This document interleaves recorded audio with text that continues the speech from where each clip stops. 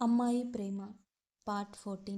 సరియు, మరి మీ లవ్ గురించి చెప్పండి. అఖిల. లవ్. సరియు, అదేంటి అంత ఆలోచిస్తున్నారు? నేనేమైనా తప్పుగా మాట్లాడానా? అఖిల. అయ్యో, అలాంటిదేం లేదు. నాకు చాలామంది కాలేజ్లో ఫ్రెండ్స్, హాస్పిటల్లో కొలీగ్స్, అలా చాలా ప్రపోజల్స్ వచ్చాయి. ప్రేమ అని ఒకడు, పెళ్లి చేసుకుంటానని ఇంకొకడు, అలా చాలా. కానీ అవన్నీ నా అందం చూసి అట్రాక్షన్ మాత్రమే అని నాకు అర్థం కావడానికి ఎంతో టైం పట్టలేదు. ఇంకొక ఇన్సిడెంట్. ఒకరోజు నా కొలీగ్ ఇంటికి ఇన్వైట్ చేశాడు. సరే అని వెళ్ళాను. అక్కడ ఇంతకుముందు ఏం జరిగిందో నాకు తెలీదు. కానీ నేను వెళ్ళేసరికి వాళ్ళ అమ్మగారు, వచ్చావా తల్లి, చూడడానికి అందంగానే ఉన్నావు. నీకు మా అబ్బాయే దొరికాడా వల్లో వేసుకోవడానికి? నువ్వు అనుకున్నది సాధించావుగా. నువ్వు లేకపోతే వాడు చస్తాను అంటున్నాడు. అంతగా ఏం మందు పెట్టావు వాడికి? అప్పుడు అతను వచ్చి, అఖిల ఏమనుకోకు, నేను నిన్ను లవ్ చేస్తున్నాను. ప్లీజ్ మనం పెళ్లి చేసుకుందాం అని అన్నాడు. నేను వాళ్ళ అమ్మ వైపు చూశాను. తను నన్ను కాల్చేసేలాగా చూస్తుంది. ఇంకా నాకు అక్కడ ఉండలేక సారీ చెప్పి వచ్చేశాను. కానీ నాకు అర్థం కానిది, అసలు వాడు నాకు ప్రపోజ్ చేయలేదు. నా ఒపీనియన్ ఏంటో తెలీదు. అలాంటిది వాళ్ళకు వాళ్ళే నిర్ణయం తీసుకొని అందరూ నన్ను ఎందుకు బ్లేమ్ చేశారో, నేనెందుకు సారీ చెప్పాలి? తప్పు వాళ్ళు చేసి నన్ను అన్ని మాటలు అంటుంటే నేను కామ్గా ఉండిపోయాను. ఎందుకు ఎదురు చెప్పలేకపోయాను? ఎవరో రియల్గా నిజం అయిన ప్రేమతో నా దగ్గరికి రారు. అందరూ టైంపాస్ చేసి వదిలేద్దాం అనుకున్న వాళ్ళే. అలాంటివి అన్నీ చూసి నేను విసిగిపోయాను. అలాంటిది ఇంక నాకు ప్రేమ మీద నమ్మకం ఏముంటుంది? సర్యు, అంటే నిజంగా నీకెవరూ రియల్ అనిపించలేదా? అఖిల. ఒకళ్ళున్నారు. నీకు తెలుసా? నాకు తన పేరు కూడా తెలీదు. ఒకసారి ఒక పేషెంట్కి బ్లడ్ కావాలి అంటే ఇవ్వడానికి వచ్చాడు. తన మాట, తన బిహేవియర్, ఎవరో తెలియని వాళ్ళ కోసం తను టెన్షన్ పడటం, వాళ్ళు బాగుండాలి అని ఆరాటపడడం నాకు చాలా నచ్చాయి. నేను ఆపరేషన్ థియేటర్ నుంచి బయటికి వచ్చినప్పుడు నా దగ్గరికి వచ్చి నన్ను చూస్తూ అంతే నిలబడిపోయాడు. ఆ పేషెంట్ తరపు బంధువులు వచ్చి కదిపేసరికి వాళ్ళకు సమాధానం చెప్పి నేను నా రూమ్కి వెళ్ళిపోయాను. తర్వాత తను వాళ్ళతో మాట్లాడి వెళ్ళిపోయాడు. ఎప్పుడూ కలగని ఫీలింగ్ తనని చూసినప్పుడు కలిగింది. ఆ మార్పేంటో నాకు అర్థం కాలేదు. తనని మళ్ళీ ఒకసారి చూడాలనిపించింది. బయటకు వెళ్ళి చూసేసరికి తను వెళ్ళిపోయాడు. ఆ రోజంతా తనే గుర్తుకు వచ్చి పిచ్చెక్కిపోయింది. మళ్ళీ నేనే ఏంటి ఇది అని ఆలోచించేదాన్ని. కానీ తను కనపడలేదు. నేను కూడా మర్చిపోవాలి అని చాలా గట్టిగా నిర్ణయం తీసుకున్నాను.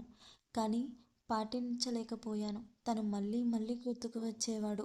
ఇంకా ఇలా కాదు అని నేను ఫుల్ కాన్సన్ట్రేషన్ వర్క్ పైనే పెట్టాను. అసలేం గుర్తుకు రాకూడదు అని నైట్ కూడా వర్క్ చేసేదాన్ని.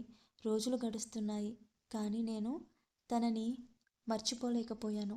తర్వాత ఒకరోజు నేను ఓపి చూస్తున్నప్పుడు తను వాళ్ళ తాతయ్యని తీసుకొని వచ్చాడు. అప్పుడు నా కళ్ళని నేనే నమ్మలేకపోతున్నాను. అసలు ఇది నిజమా కలా అనిపించింది. తనని చూస్తూ అలా ఉండిపోయాను. కానీ నాకు ఇంకా ఆశ్చర్యం అనిపించింది. తను కూడా నన్ను అలానే చూస్తున్నాడు. డాక్టర్ గారు అని తాతగారి పిలుపుతో వాస్తవంలోకి వచ్చి ఆయనను టెస్ట్ చేసి మెడిసిన్స్ ఇచ్చి 1 వీక్కి రమ్మని చెప్పాను. తను నాకు థ్యాంక్స్ చెప్పి వెళ్ళిపోయారు. ఆ సమయంలో ఎందుకో నాకు చాలా వెల్తీగా అనిపించింది. తను కాసేపు నాతో ఉంటే బావుండు అనిపించింది. నా మీద నాకే కోపం వస్తుంది. నేనెందుకు ఇలా ఆలోచిస్తున్నాను అని. నేను ఇలా ఆలోచించకూడదు అని చాలా అనుకునేదాన్ని. కానీ నా మనసు తన వైపే వెళ్ళిపోయింది.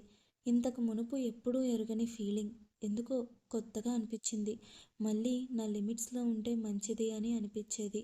అసలు ఏంటి, కనీసం పేరు కూడా తెలియని ఒక వ్యక్తి గురించి ఇంతగా ఎందుకు ఆలోచిస్తున్నాను అని నాకు చాలా అసహనంగా ఉండేది. అలా కొన్ని రోజుల తర్వాత మళ్ళీ తను వచ్చారు వాళ్ళ తాతయ్యని తీసుకొని. ఈసారి నేను తన వైపు చూడలేదు. తాతగారి రిపోర్ట్స్ చూసి పంపించేశాను. ఇంక అయిపోయింది, ఇది ఓవర్ అనుకున్నాను. ఆ ఈవినింగ్ తను నన్ను కలిశారు. Excuse me. చెప్పండి అఖిల గారు, నేను మార్నింగ్ వచ్చాను కదా మా తాతయ్యని తీసుకొని. గుర్తుంది, చెప్పండి, ఎనీ ప్రాబ్లం? అలాంటిదేం లేదు. నేను మీతో కొంచెం మాట్లాడాలి. చెప్పండి. ఇక్కడ కాదు, అలా ఒక కప్ కాఫీ. ఓకే, ఇప్పుడు చెప్పండి ఏం మాట్లాడాలి? అది ఏంటంటే పర్లేదు చెప్పండి అని ఊపిరి పీల్చుకొని, నేను మిమ్మల్ని ఫస్ట్ టైం చూసినప్పుడే నాకు చాలా నచ్చారు. నేను మిమ్మల్ని ప్రేమిస్తున్నాను. మీరు ఒప్పుకుంటే నేను మిమ్మల్ని పెళ్లి చేసుకోవాలి అనుకుంటున్నాను. మీకు ఇష్టమైతే నాకు ఏం చెప్పాలో అర్థం కాలేదు. ఫస్ట్ టైం నేను నో చెప్పడానికి ఏం కారణం చెప్పాలో అర్థం కాలేదు. తన కళ్ళల్లో నాకు అమితమైన ప్రేమ నాకు కనిపించింది. నాకు ఇష్టం లేదు అని చెప్పి వెళ్ళిపోయాను. తర్వాత తను నన్ను ఏం ఫోర్స్ చేయలేదు. రోజు కనిపించేవాడు. చూసి వెళ్ళిపోయేవారు. చాలా బాధగా ఉండేది. కానీ అదే మా ఇద్దరికి మంచిదనిపించింది. సరియు అదేంటి అఖిల? అఖిల అదంతే సరియు. సరియు కానీ ఎందుకని? అఖిల నా గతం గురించి నీకు తెలుసు కదా. సరియు కానీ అది గతం అఖిల. అఖిల కావచ్చు, కానీ నా బాల్యం తనను అంగీకరించలేకపోయింది. సరియు ఇది కరెక్ట్ కాదేమో. అఖిల నాకు ఇదే కరెక్ట్ అనిపిస్తుంది. సరియు తను నీ గతం అంగీకరించాడు అని అనుకుంటున్నావా?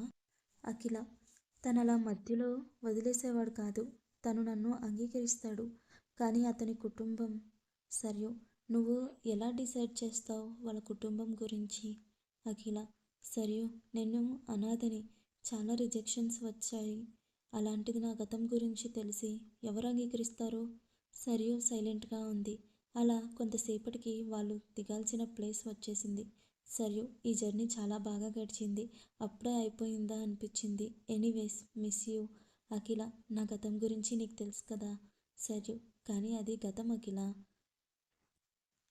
అఖిల నేను కూడా నాకు ఒక మంచి ఫ్రెండ్ దొరికింది ఈ జర్నీలో. Miss you too bye. అలా ఎవరి దారి వాళ్ళు